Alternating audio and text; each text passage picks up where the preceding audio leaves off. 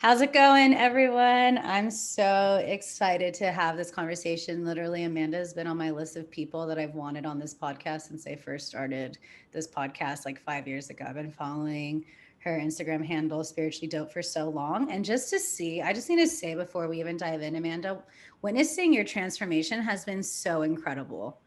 It's been so Really? inspiring, so beautiful. I've been following you for years and just seeing, I really feel like you are so embodied in your truth right now. And like the work you're here to do, it's been absolutely incredible to witness your transformation. Wow. Thank you so much. Thank you so much. I think it shows what's possible when you really believe in yourself and you're really devoted, especially to paths that maybe quote unquote unconventional Yeah. to society. Because I know you're passionate about plant medicine, and that's like me, and that's been a journey that's really helped you step into your power and Mhm. really pave the path ahead to be supportive and to really be the change and be part of the revolution. So again, I just thank you for sharing. I thank you for doing the work, and I thank you for emitting out that radiance into the world, into the collective. And I'm just so excited to dive in and to have this conversation with you. Thank you so much. And I just want to honor you as well. I am always so amazed at how much you really care, and it oozes through everything that Mm, you do. Like, you really care about your clients, you really care about transformation, and you really want to make sure that everybody feels supported, they mm. feel loved, they feel welcomed. I can tell. So I just want to honor Oh, you as well. I'm happy to thank watch you you. as well. Oh, thank you. Well, it takes one to know one, is what I always say. So, I mean, I'm sure you feel the same. I probably wouldn't be where I am today if it weren't for choosing to dive in deep and work with plant medicines and answering the call and understanding that for us to be able to be genuine leaders, like leaders who really are leading with generosity, who are leading genuinely with integrity and intention, it's time to really dive in deep and dismantle from deep within cellular memory, cellular debris, cellular trauma, subconscious, for us to pave that head and to have that solid foundation. So I would love for you to share a little bit more about your journey as to you choosing to take that leap and saying, it starts now. I'm going for it. Yeah. Yeah. So, well, I guess I can talk about my journey with plant medicines. And it's so funny. This is like the first podcast I've ever done talking about it. So, Ah, interestingly honored. enough, yeah. Interestingly enough, so my journey started, I lived in Los Angeles in 2017, and I had a relationship. It was pretty rocky, pretty um kind of unhealthy a little bit. And I realized that there were some things that I was bringing to the relationship that Mm, I should not have been bringing to the relationship. And I knew that I just needed to break up, and there were some things I needed to heal specifically. And I'll just be vulnerable because I do believe that what's personal is universal. And, the more I share, the more I open up, the more it might help someone. I just saw so much selfishness in myself, and just all about me, me, me, me, me, and what I could receive from the relationship. And also a pattern of knowing something wasn't going to be good for me, but continuing to do it anyway. So I decided to end the relationship. And shortly after, I was like, I need to go on this huge path of healing this selfishness that I feel inside that's not allowing me to express my better self and be in a harmonious relationship. So I started, the universe will give you what you need when you need it. One of my coworkers, she was like, oh, there's this ayahuasca ceremony in, um, we were both in California. She's like, there's ayahuasca ceremony in, I forgot where it's, Idlewild, California. And mm-hmm. she's like, but I won't give too many details. And I was like, okay, I'm going. I am signing up. I'm going. So I went. I was nervous as hell. I don't know how your experiences have been, like your first time taking a new medicine. Like you're just scared. So I was scared. But during that ceremony, I met some of my ancestors. I saw some things that I was holding on to. And it was really a transformative experience and completely changed the way that I viewed the world, changed the way that I viewed our purpose as human beings, and changed the way that I viewed what I was supposed to do on this earth. So after that Mm. ceremony, I kind of got obsessed with plant medicines and healing because I just really wanted to, heal this thing. And I just went on a rampage for 2 years. I started traveling the world.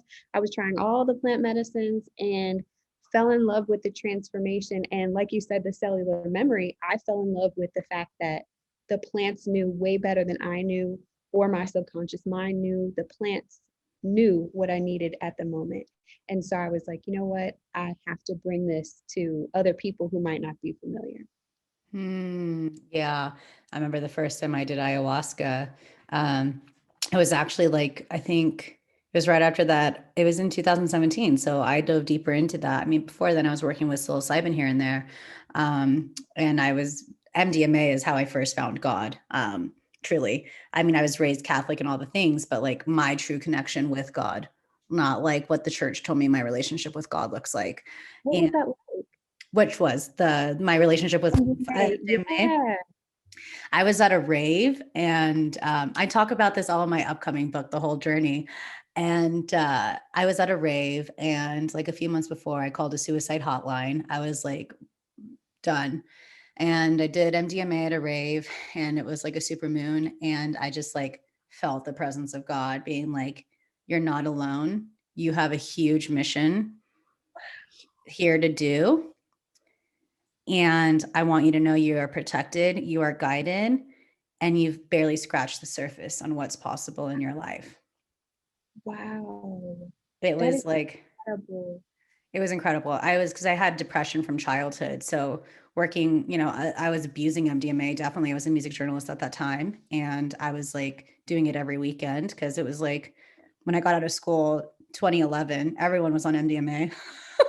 But at that time, like I was like, oh my God, like I'm actually finding a deeper meaning and a deeper purpose. And I was studying marketing at that time. So I knew I wanted to infuse that into like business, and the work that I wanted to do is like, how can I bring in more of the truth and like divine guidance and the divine truth into business and marketing, and help revolutionize that space to cultivate more conscious capitalism and more conscious gatherings rather than like a cookie cutter capitalistic uh, patriarchal way of doing business. I knew that. And so, yeah, I was a music journalist. I was exposing a lot of the distortions that were happening of how media was portraying my community, and like focusing more on like community of like what's actually true. So I was speaking up for those that were being repressed. And I also knew like I got the bigger mission in 2012.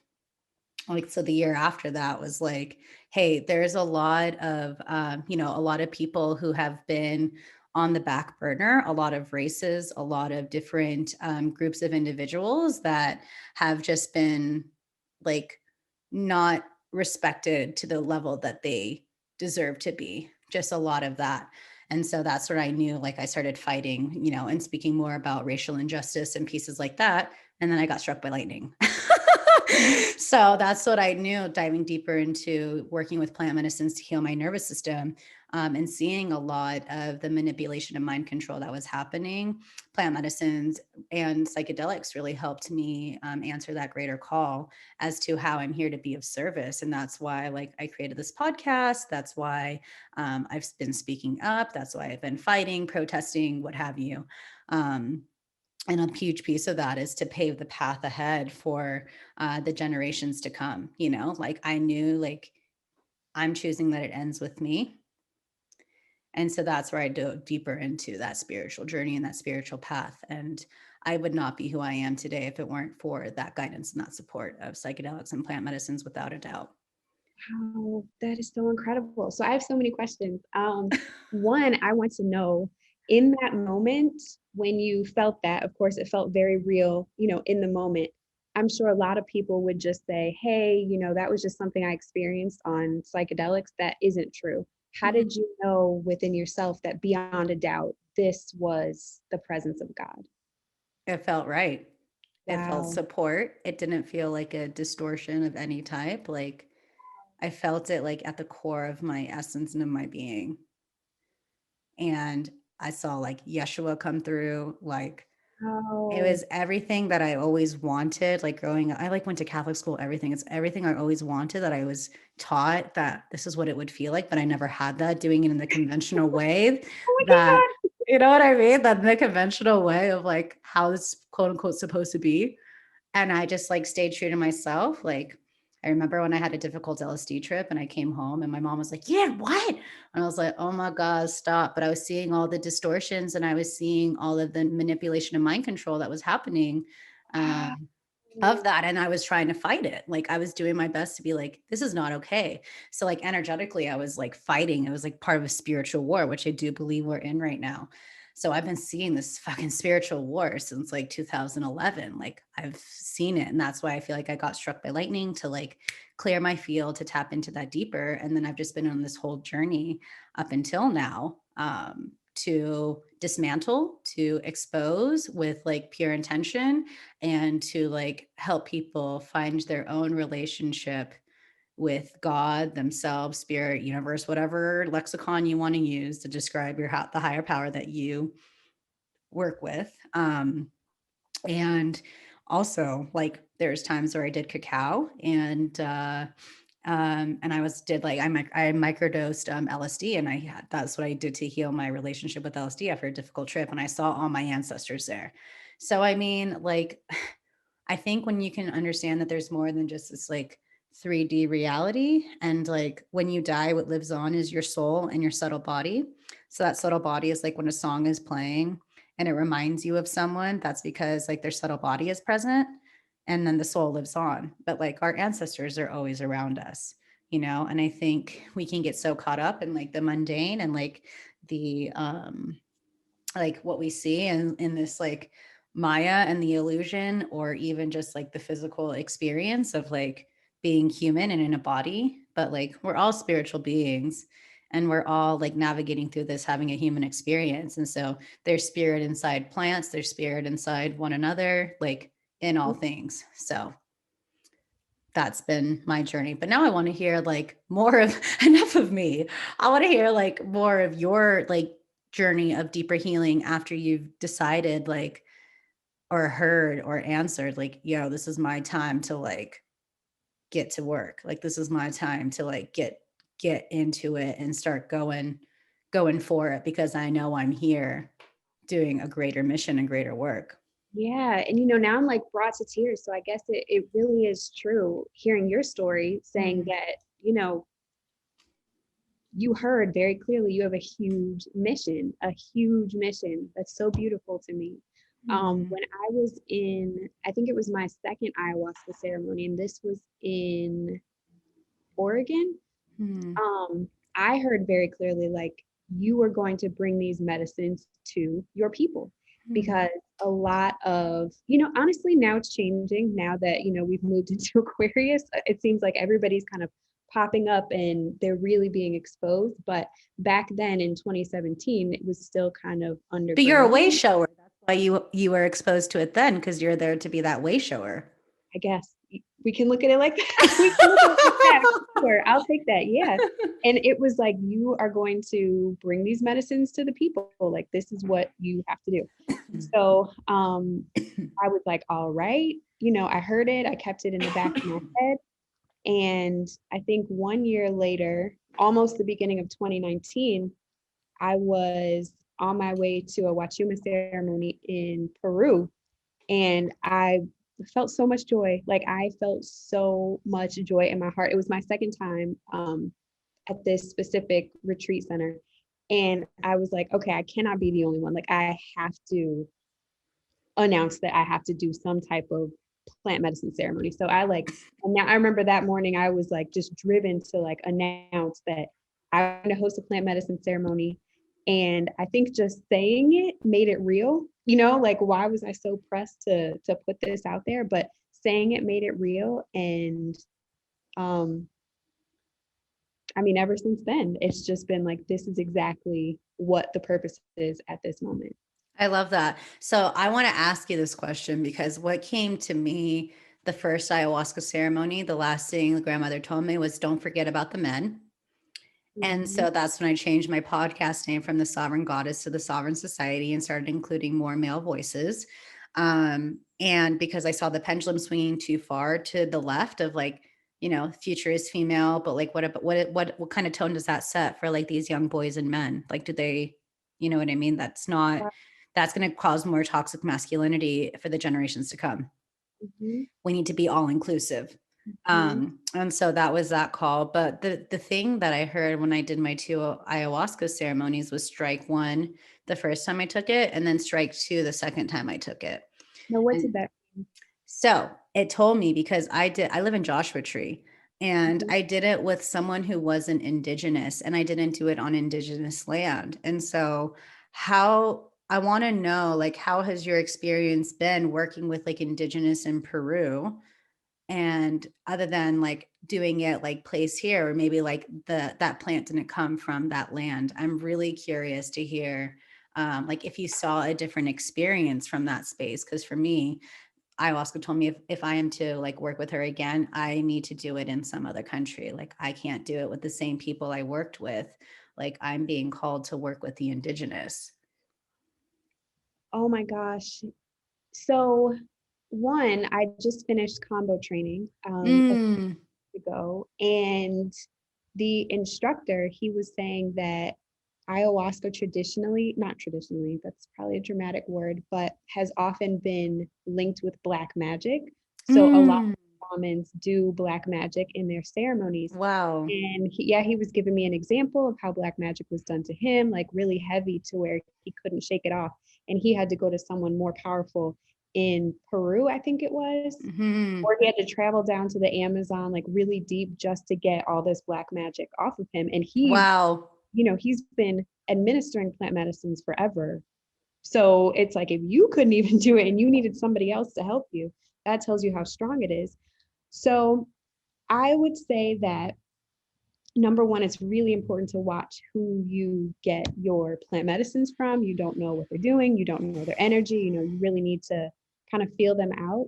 But when I did, and I'm hesitant to say this is probably really, really, really wrong to say, but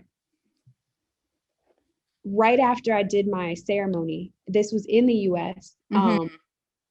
I heard a spirit, and I seriously don't want to offend Sabrina. Please forgive me if I'm offending. No, no. I heard a spirit say, "Don't trust these white people."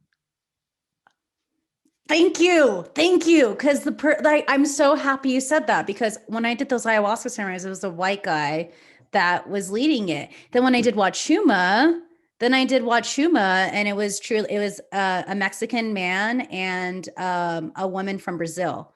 And that felt so much more supported because it is generationally, ancestrally like part of that tradition.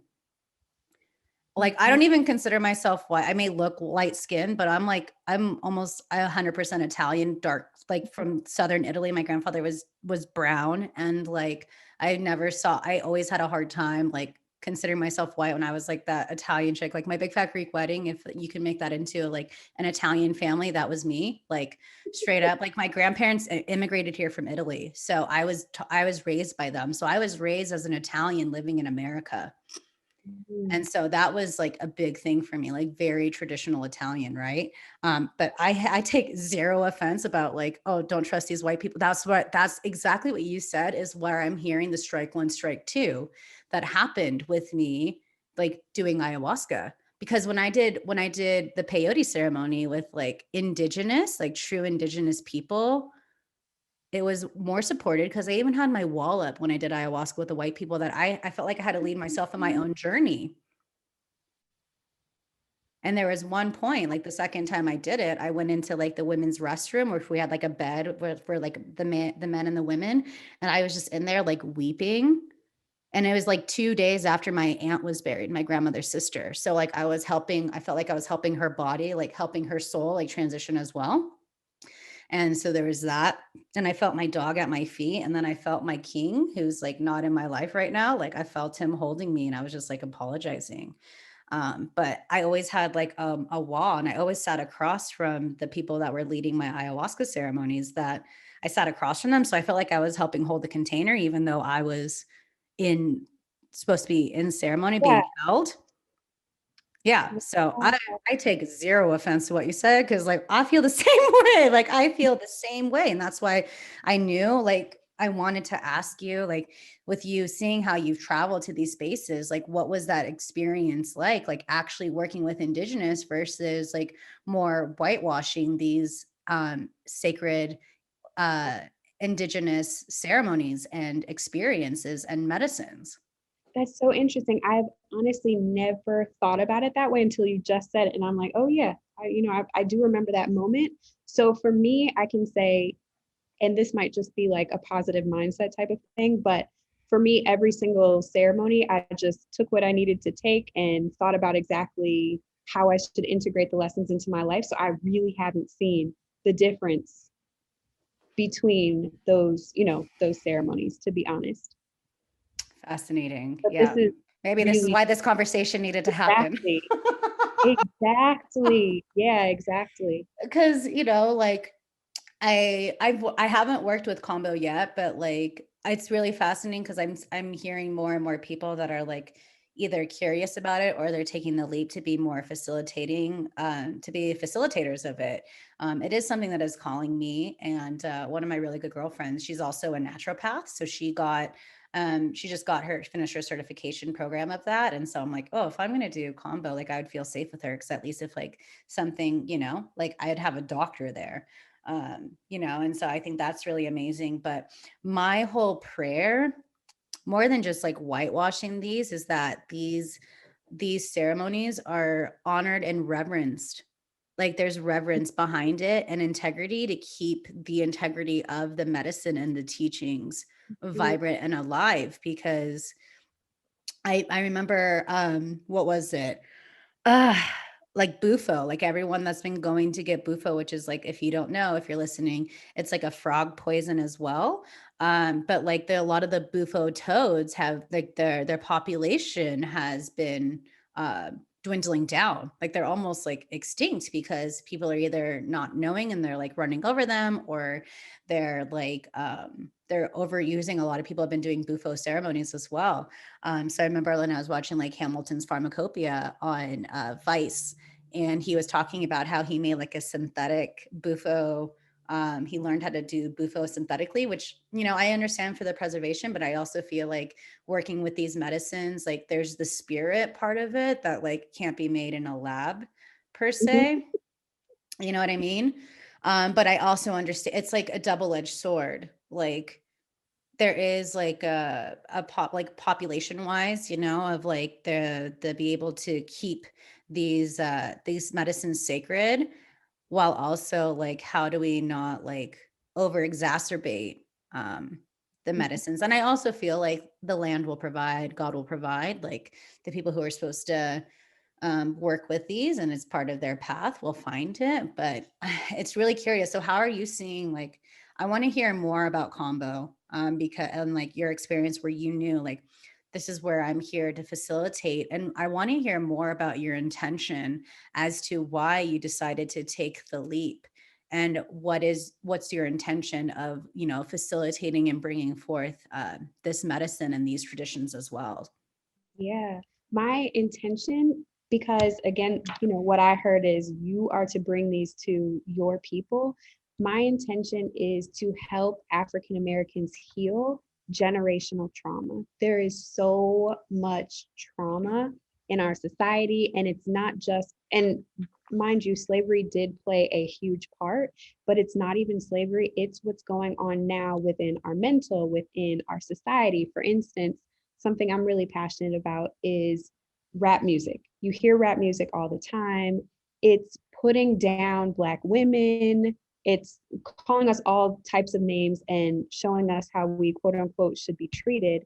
And not only that, it's promoting materialism, especially It's for Black vanity. It's all vanity. men. Yes. Exactly. And Black men are thinking that this is the way that they have to show their worth. And so in turn, it's making the Black men feel internally worthless. And it's making the Black women also feel like they are worth nothing to a Black man who's supposed to protect them and uplift them and, understand the struggle. Mm-hmm. So it is that rap music is just constantly playing in our subconscious mind. We have cellular memory, we're dancing to the beat. This is happening in the backdrop of African American lives. And just, things even like Black parents always beating their children. Where did this come from? Like a habit of abuse and beating and just self-loathing, self-hate. And it's so deep in the community that therapy is beautiful and therapy is a blessing. And I think everybody should be in therapy. And at the same time, there are certain things that you will literally never get to through the mind. You have to get there through the body, through these plants. The plants have an innate wisdom that you consciously cannot get to. Um, yeah, I was going to give an example, but this wisdom is really what needs to be brought to the community to start to heal us on a cellular level. So that's why I'm so passionate about plant medicines. And then Kambo specifically was literally, so my experience with Kambo started also 2017 when I was just going on this huge plant medicine, world tour. And I did Kambo the first time. I experienced a purge. To be honest, I don't remember what happened emotionally after that. I just felt called to go a second time. Because And you should be doing like 3 rounds within one moon cycle. Yeah. I didn't. I didn't. I did. My second one was definitely after that moon cycle, but you should be for sure. That's right. Mm-hmm. When I went back the second time, and for those of you who don't know Kambo, just tell you about the ceremony, not necessarily the medicine itself, but you like wherever you can see kind of on my arm right there. Mm-hmm. All of her dots. Girl, huge training. Damn. So you burn the skin with a stick and then you put the frog poison on those dots and then you sit there for about 20 minutes and you release negative energy through purging. You're throwing up, you might be crying, you're sweating. A lot of people have to use the restroom, bowel movement. And the second time I did Kambo, I did this one throw up and I felt this huge negative spirit leave my body. And I was, Incredible. wow. And it was an energy an energy that I received from my father. It was like this dark, as soon as I threw up, I was like, oh, that was Fred right there. That was him right there. So I knew it was powerful then. And my journey to going through this certification was just that I was like, well, I need to get deeper into these medicines and let me get certified in at least the first legal one that I can legally get certified in the US for. And I was like, that's Kambo. I believe in it. I love it. Let me, go ahead and do this. So I'm like, I've been emotional hearing how like this is how you're answering the call to transform African American generational trauma through and culture through this plant medicine journey. It makes me really emotional because I just like I have that I've been seeing like listening to you talk. I saw like the impact that you're here to make, Amanda, through this. And like this is a huge feat that I know you're going to just soar and like really like the fact that you're saying yes and answering this call is so beautiful that it makes me so emotional because there's like so much faith in the future hearing people that are like being extremely brave and doing something so like unconventional and like the way that in the cultures of how we've grown up, but you're choosing to like be in your integrity and to listen to like the divine guidance that's happening. And I just say thank you. And like I've just been so moved just hearing like you choosing to take that leap and say yes, because like I said, it just has, I have so much more faith in their future because there's people like you who are taking initiative. And so I just want to say thank you for that. Oh my gosh, thank you so much. Thank I like I'm like holding back these tears, but like I think that's so beautiful. It's been to me, it's just even having this conversation. Like I said, I've been wanting to have this conversation with you for so long, and I knew the right time would be. But it just feels like the answer to the prayers, because for so long I thought I was like, oh, I'm gonna do this alone. Now I've been meeting like more and more incredible people that are all like answering their call, and we're all coming together to like share this message and this medicine. And whew, I'm so pumped for you that like you've taken initiative. thank you so much. Thank you. Thank you so much. And you know what came to me when you said that, which I don't know why it did, but it's kind of also, I guess, meant to be because I grew up around, and I didn't have extended family around me at all. It was my mom, my dad, and I didn't know my mom's side of the family. My dad didn't really know his side of the family, so we kind of grew up in like this pod just by ourselves.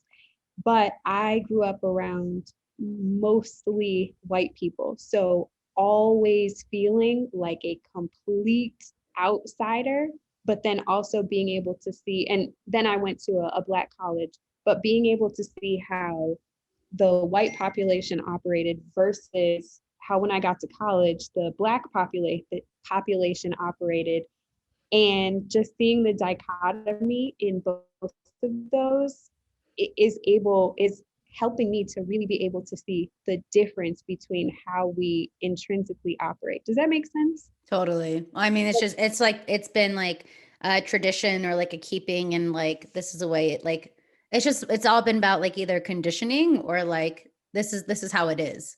Yeah, And then exactly. you're seeing like both sides of the coin in that sense, in terms of like, we're all part of this human race together.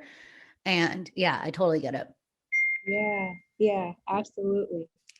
Yeah, but I'm so pumped to hear that like that's your mission, and that's like how you're choosing to answer the call. And I feel that you're like stepping into this, I don't even say role, but you're like stepping into this space of like, this is how you're choosing to be like a leader. Hmm. Thank you. Yeah. And I mean, it could be a leap because it's like, oh my gosh, like, what am I doing? Like, this is so out of my comfort zone. But like, I can tell, I know you have faith in like the work you're doing. And I know like you're running with it. And I think of what you just said is also a way of how from those two, like the way you were brought up, and maybe that was part of your subconscious programming, to like when you went to school and you went to like a Black university where you're at the space of like where your solar plexus is still forming, because it forms between the ages of 16 and 22. So like the last years of high school until like we get out of college is where our solar plexus is formed. So that's where we start to build our confidence and our willpower and our strength. But I think with you having that upbringing as well, you're being able to recognize how you're here to dismantle the matrix. Hmm. Hmm. And, you know, I think when you can create your blessed up life out of the matrix once you've recognized that you've been in it and Yeah. you're able to work around, like being like aware of it and being like, okay, now I'm willing to choose again. So I would love to dive deeper in talking about dismantling the matrix, because even there can be that matrix conditioning, doesn't matter what race you are, but there's all these matrix conditionings with every race, with every upbringing, with every socioeconomic status. Like there's matrix programming in that as well. Yeah. Well, I'm going to ask you. I haven't talked about the Matrix in forever. How do you think people can dismantle the Matrix? Or what do you think when clients come to you, how can you tell, like, okay, she's still kind of got matrix? Yeah. I'm all about it. It's like my passion, right? So, first of all, I would say, like, what spiritual teachers are you still living and believing in, but and which ones are actually like infiltrated with false light, which are still living in a delusionment or like a good vibes only love and light path. Mhm. And which ones are willing to admit their humanness, one. Two, yeah, what conditionings or like cookie cutter approaches have you found yourself in when it comes to building your business, when it comes to like what type of leader to be, you know what I mean? Because this is what so and so is doing. So obviously, this is what I got to do. Three, what's the group think collectively, maybe not just in your industry, but also uh, like going on in your communities and like, especially with like what's going on since like the virus that's been going on, you're seeing a lot more of like sheeple templating and Mhm. but it's about like being in your integrity. So I think to me, dismantling the matrix means living with integrity and living with sovereign embodiment. Mhm. I love And that. my when I was like what 10 years old, my favorite movie was The Matrix. My first car I drove was The Matrix. So I'm like, huh, look at these puzzle pieces I'm I putting love together. it. Oh my gosh, I love that. You know what I really love that you said? Like, what spiritual teachers are you following? I love that so much because it's so important. Like, you could blindly follow someone into the pits of hell. I You did it. really, Been there because really, that's, oh, hell yeah. When I first started my spiritual path after I got struck by lightning, I was a sponge and like open to everything and anything. And, you know, they told me like, you know, that evil doesn't exist, which is fucking not true. They right, told me, you know what I mean? Like good vibes only. Like there's a lot of vanity. We talked about that before. There's a lot of vanity. And now living in a world of social media of like how you need to be portrayed in order to be respected, rather than you can just be like, yo, I'm fucking human. I'm having a shitty day doesn't mean like I'm like any less like of a leader or like that. Like just the amount of spiritual bypassing that happened. And I think that in itself is a matrix programming and condition of like being on like a hamster wheel of consciousness traps and healing loops as well. wow. Oh my God. So, I've been reading a lot about spiritual leaders and vanity, and just being honest, that's like something I'm trying to, You're not I'm trying, you're so doing. Leo. I am. I have got 3 planets in Leo. My Venus is in the 10th house. So how things appear is still, that's my work right now. Just being super vulnerable. Getting out of that. So consciously, like this right here, like those Mhm. are ugly as hell. But I was doing my training and I was like, girl, this is not about you. Like, this is about everybody else that you're going to help. If these little ugly dots are going to stop you from, helping everybody, then you just really need to get over that. So, I've been reading a lot about that and thinking a lot about that. And I know that's my work right now. And I remember this one guy that I follow, he's like a spiritual leader. I was shocked. I've been following him for years. And he like said something on one of his podcasts, and this girl like regurgitated it, and he went off because she was kind of acting like it was hers, but he went off and he called her a F&B, and he was like, what's the point of me doing this if this F&B is just going to steal it? And I was like, Whoa. Yeah, I there's thought so much ego. I thought the point was for the information to be disseminated, like I thought that was the point. I was just shocked. But yeah, there is a lot. There is a lot. And so it's so important to follow people that are authentic. Yeah, and I I think remember go ahead. I was gonna say, do you know who Mary Morrissey is? No. If you look her up, I mean, you'll just love her. I know you're a Gemini. She's a Gemini too. She's just amazing. She's like older woman, maybe in her 70s at this point, but her and Bob Proctor are like best friends, so they have a couple programs together. Um, anyway, so I used to work for her in marketing, and I just Mm. adored her before I started working for her. And when I went to work for her and met her the first time, it was like that moment of like, are you real? Are you really authentic? Do you really believe in everything that you're spitting? And I'm just watching her like a hawk. seeing how she's talking to people, interacting with people. And that is one of the most genuine, and just how you said, like, she's human. I remember when she kind of snapped at this guy in a loving, like a motherly way. It was like he was her son. She was like, so and so, like, stop talking, because it was this conference or whatever at. And I remember that was the moment I realized she was real, because it was like she didn't want to filter it to appear like she was a saint, if you know what I mean. Well, there's a whole Like, guru just the complex most right now authentic and too. beautiful. You know, like Right. it's like people are Oh putting my spiritual God. teachers on a pedestal, but like you're taught in spirituality that like you are your own guru, but then you go back and you have these spiritual teachers on a pedestal. Like that's a disempowerment in its own. Like you're giving away your power to this other person, thinking that there's like a hierarchical like space or experience. And Right. then you're just going to be, it's, to me, because sometimes spirituality or the spiritual industry can be like an MLM kind of thing where it's like you have to keep leveling up and leveling up and leveling up to be deemed worthy by like continuing to invest in these like Wow. higher people is the way I've been seeing it. And so You that's know, part of the matrix I've been dismantling too. let me ask you about this, because I'm a free bird, a total free bird. And I've been in marketing. So I've, done marketing work for somebody like Mary, who's making millions of dollars a year Mm-hmm. selling courses. I've been in this world, but I saw a live that you did when you were talking about other spiritual teachers, and basically how, like, they were promising codes and they were not giving them. So when I say I'm a free thinker, I'm like, I'm gonna do this shit myself. Like, I don't really have to, I mean, not cocky, but just like, I don't really want to learn something unless I feel truly called to learn from that person. What do you see is happening? And do you think there's a cure for it? Yeah. What do I see is happening?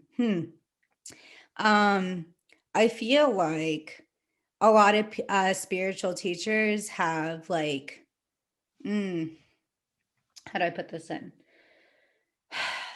They have like, you know, a lot of people are saying, for instance, like 2020 was the best year of their lives and things like that.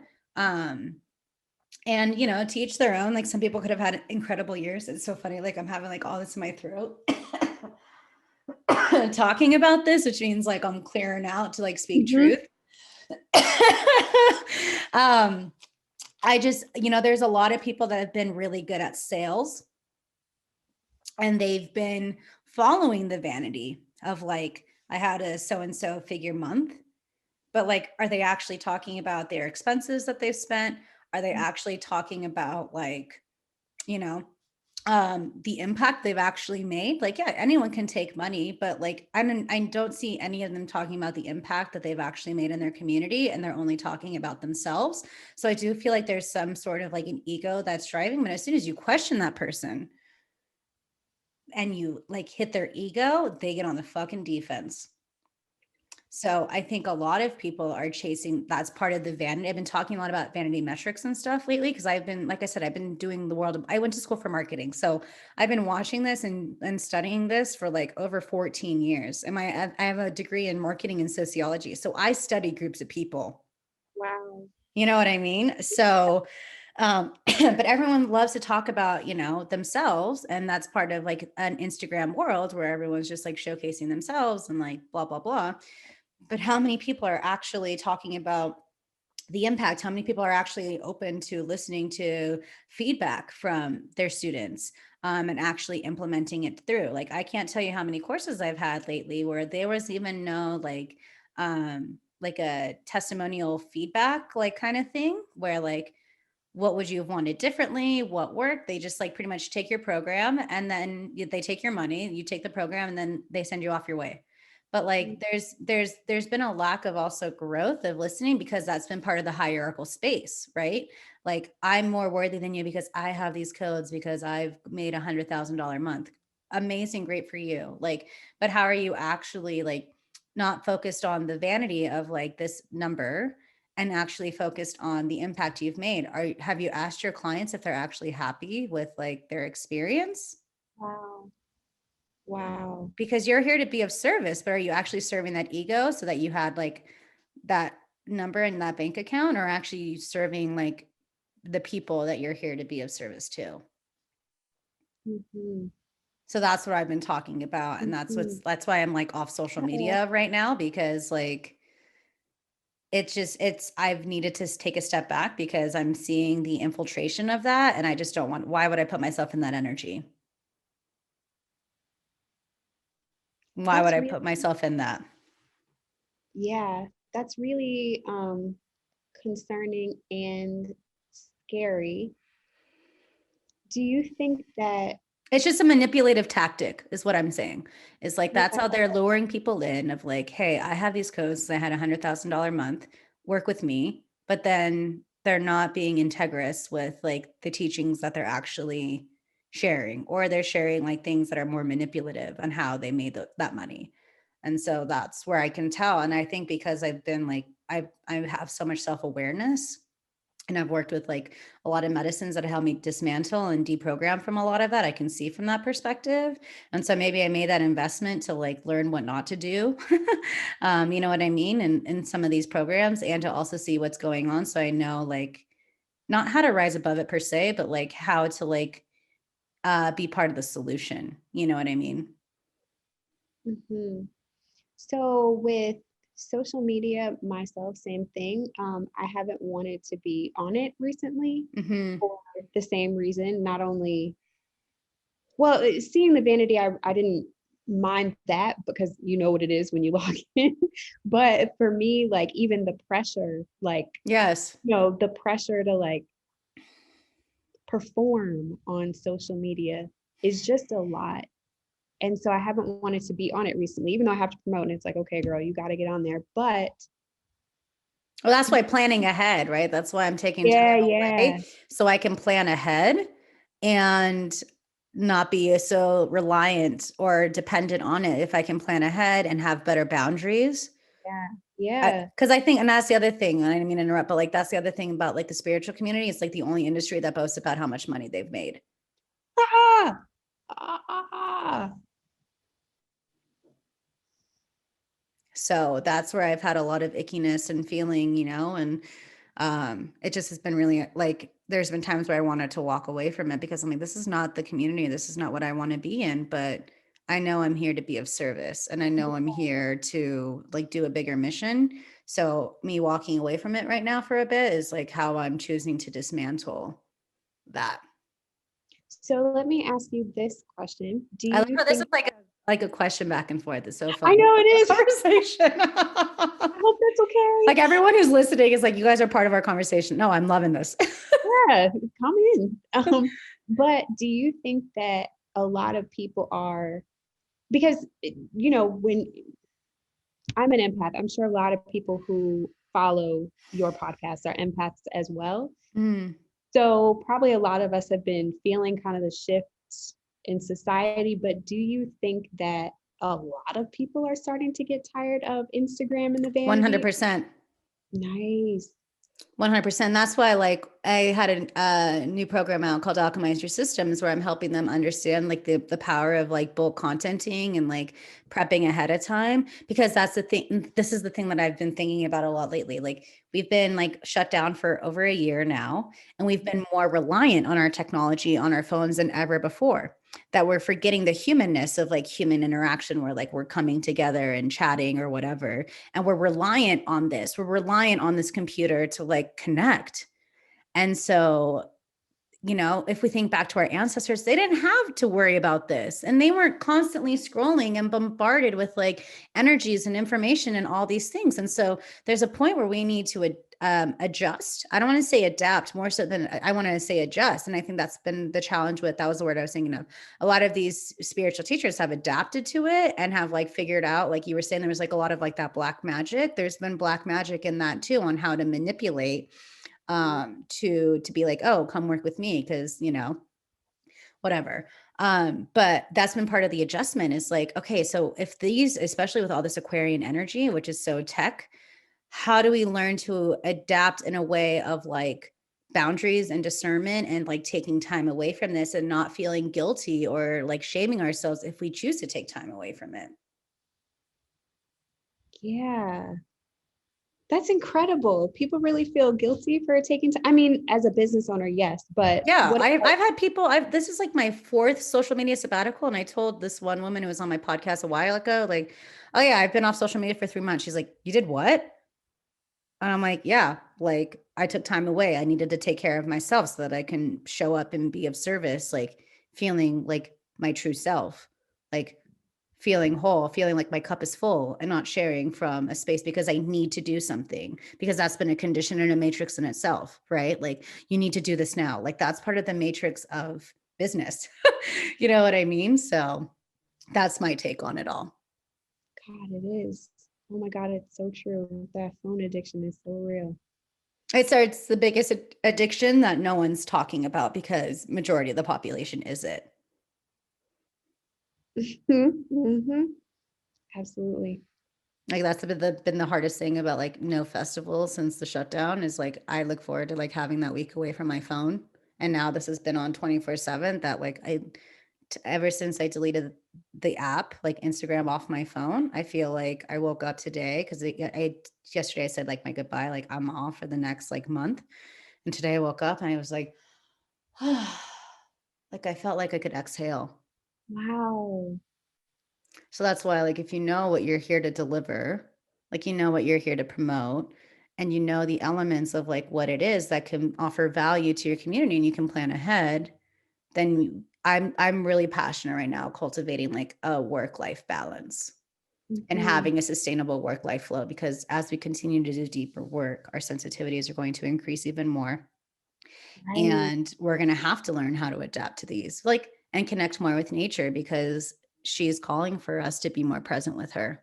That's so true. So let me ask you this question. This is going far left, but what do you think? I mean, this morning in a meditation, I was like, wow, I really feel like this iOS update is going to cause a financial shift. In what way? So I had a meeting with a Facebook ads firm, and they were saying that about 95% of people are going to opt out to not have their data. You know what I'm talking about, right? No. The Oh, iOS. about their data. Yeah. Hmm. So like 95% Facebook's not, yeah, Facebook's the iOS update that is going to ask about Facebook keeping the data. And 95% are going to say that they don't want their data shared. Yeah. And that is major for Facebook. I'm like, oh my God, there are so many businesses right now like run off Facebook ads. Well, not only that, Instagram is owns Facebook. I mean, is owned by Facebook too. Yeah, So that's I what I think, mean. yeah. So I think that's part of like the exhaustion and the awareness of like the power to the people in that sense. Exactly. But I'm like, do you think that's going to have a financial impact? I'm like, oh my God. Like, so financial impact as it relates to selling online, which means I think people are going to have a shift to doing more in person or connecting. Uranus and Taurus. That's what I was saying.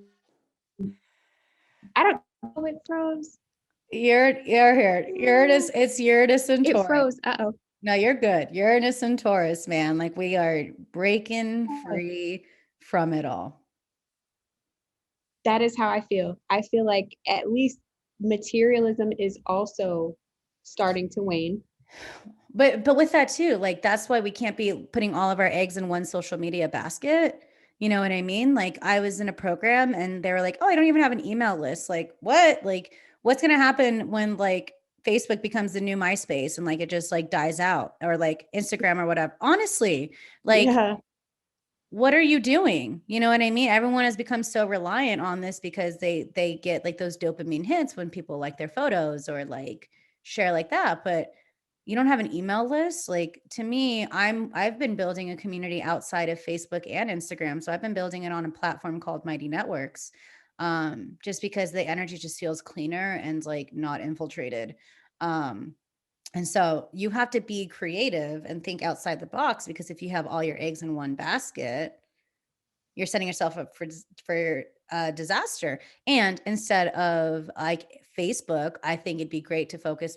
Here's a little marketing tip for all of y'all, to be focusing more on like either YouTube ads or even Pinterest, because Pinterest is a search engine. People forget that. Mm-hmm. Good marketing tip. I'm gonna take those myself.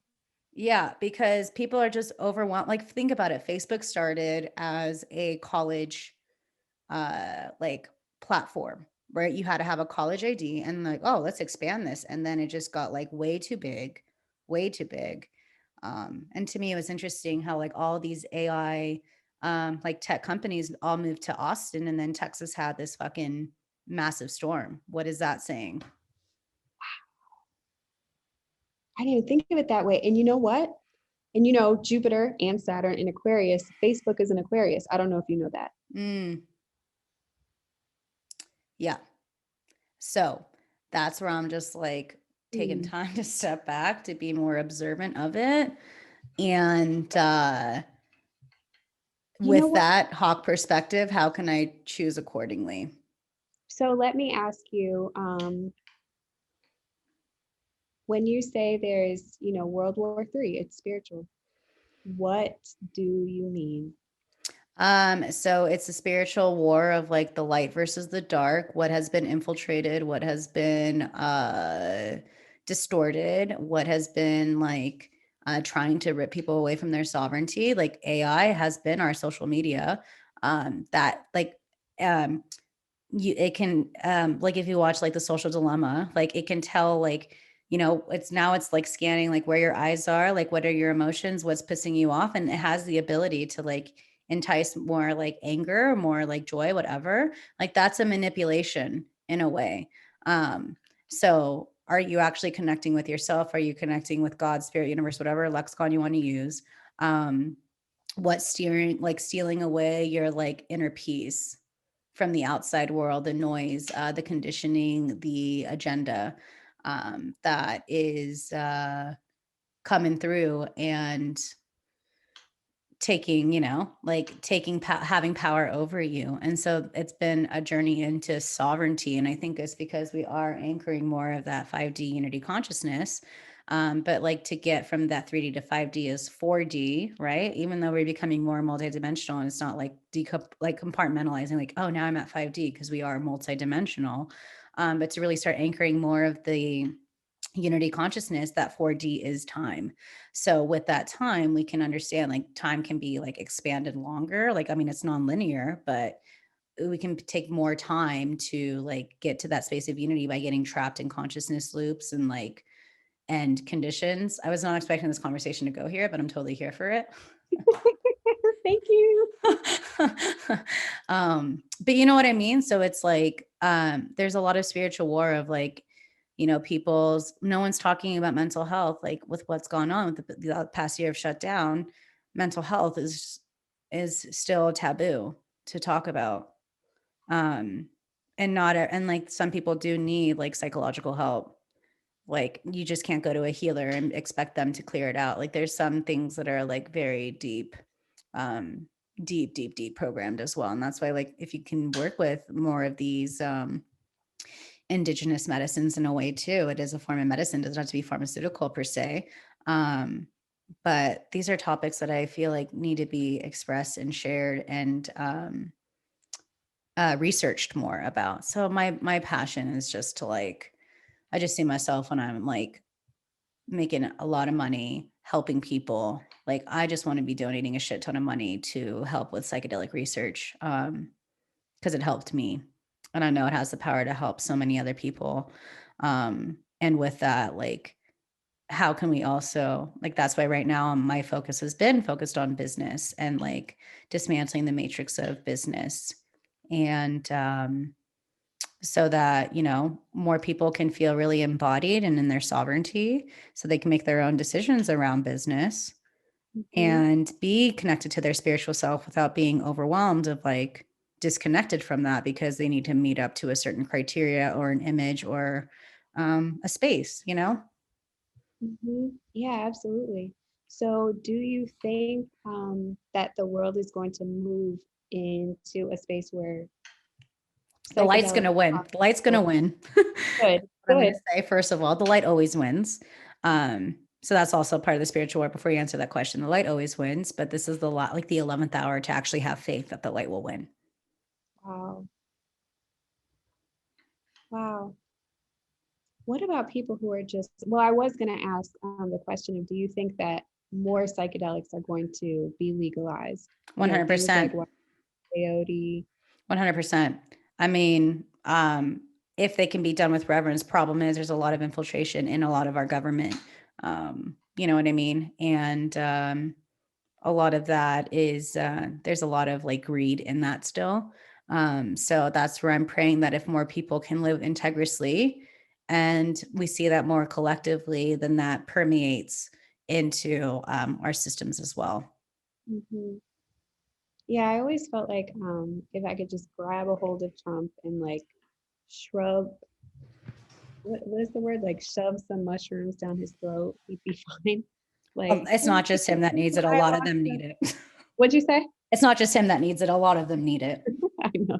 Yeah, it's But that's the true. problem too, is a lot of the people who have been in leadership, they have so much bypassing of like deep wounding and healing. You know what I mean?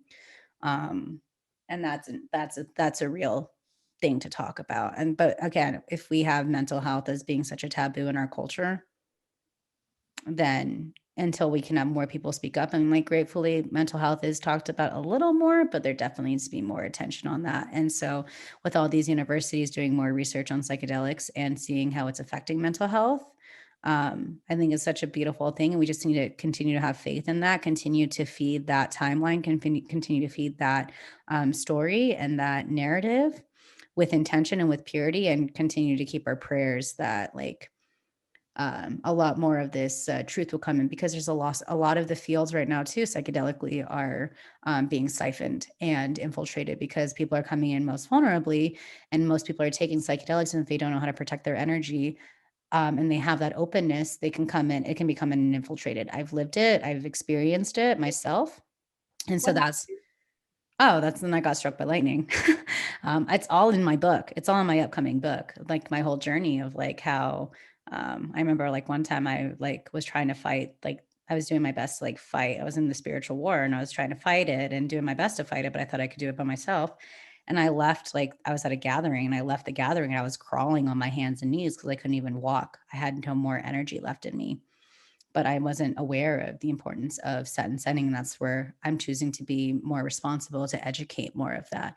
If more people are going to be doing psychedelics, we need to make sure we have the right resources to help them feel supported so that it doesn't become taboo. So for us to make psychedelics more legal, we need to take initiative now and not have it be so taboo. Like I grew up with alcohol not being taboo. I rarely drink. So that's what's my driving force is also with psychedelics. Like when the time I have children, I don't want it to be taboo like it was in my family. Mm-hmm.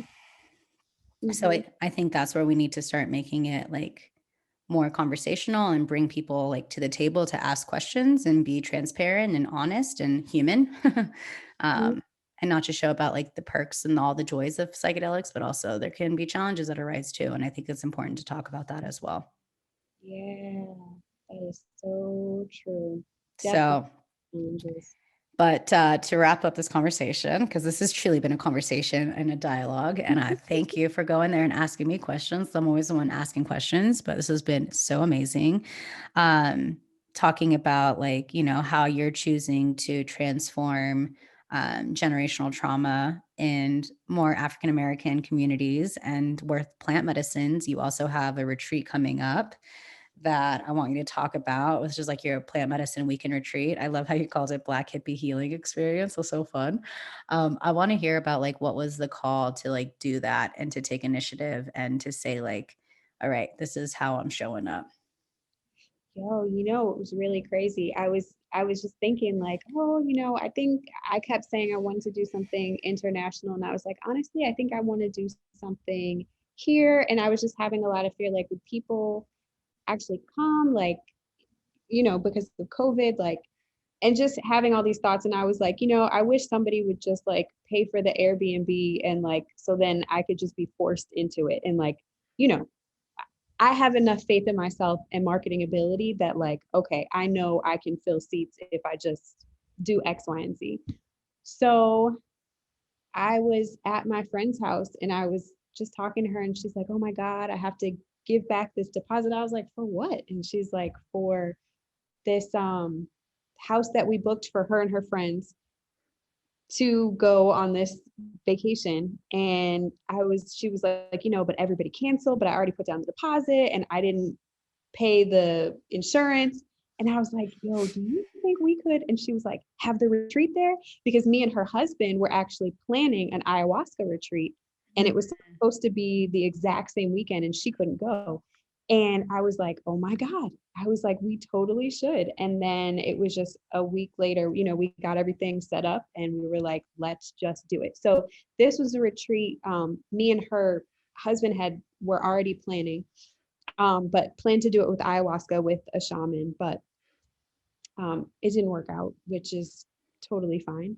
So we just decided, let's grab whatever impactful medicines that we think we can do in one weekend and let's just do it. So they actually want to own a retreat center in Costa Rica, and I just want to continue to do plant medicine retreats and ceremonies. So for both of us, it was like perfect synergy. Let's just go, let's just do it. So yeah, it's going to be Kambo, Hape, Sananga, cacao. We're going to have, like you said, a shadow work painting exercise, which I'm really excited about, right?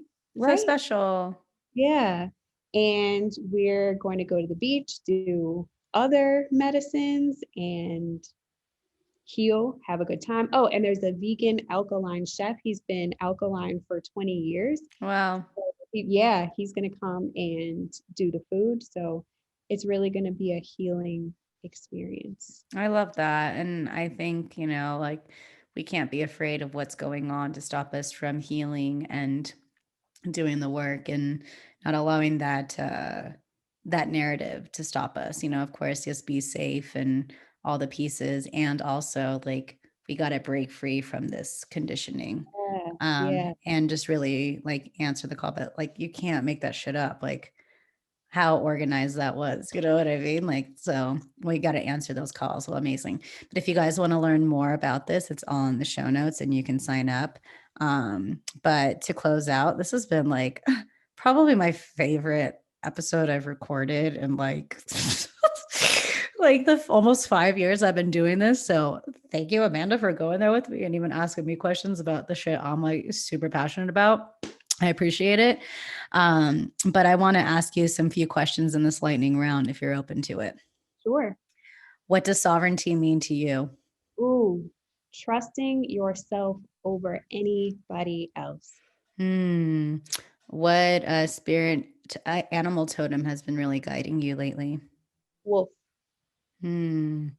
What book would you say was the one that really revolutionized, like really took a deep shift in your life? Man, it's gonna sound so step one, but I think it was Ask and It Was Given in 2007. Classic. Yeah. Uh, what would you say to younger Amanda? Oh my God. I don't even know. I don't even know. There doesn't feel like a separation. I think that's why. I love hearing that. That's really Yeah. awesome. That's awesome. She feels seen. Hell yeah, I'm here for this. Where can we find more of you?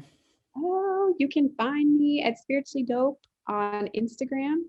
Hit me up, send me a DM. I have programs all the time, so I'm sure my latest program will be there. Amazing. And what last little nugget of wisdom do you want to share to whoever's listening?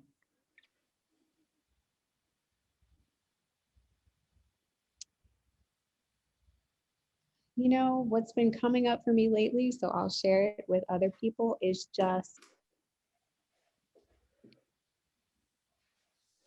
mind your mind. Mind your mind. thoughts really create reality, and we have such deep subconscious programming. So that's the work. Hmm. Changing your subconscious and minding your mind and watching what you're putting in it. So if there's any work to be done, that's the work. Incredible. Did you guys take note on that one? That was so good.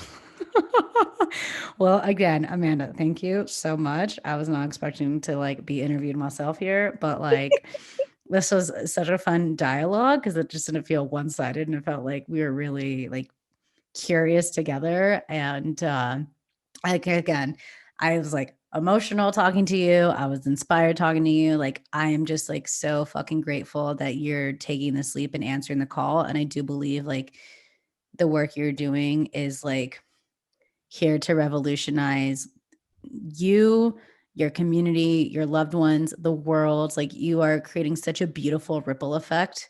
And I'm so honored to have you here and to Absolutely. talk about it. My dog's sleeping right at my feet. But I just appreciate you. I truly do. And I'm just like so pumped to see how this journey continues to unfold for you. Same here. Thank you so much for having me on. He's so cute. Thank you so much for having me on. And really, it is a pleasure to be interacting with someone who cares so much. It just oozes out of you. So Mm. I know your work will be blessed as well. So thank you, thank you, thank you. Thanks, Amanda. And thanks everyone for tuning in. I hope you had a notebook with that one because there was so much real talk in there. But we appreciate you and make sure you tag Amanda and I. Let us know what you thought. And I'm so pumped. And thank you again. And thank you everyone for tuning in. And we'll be seeing more of you soon. Take care.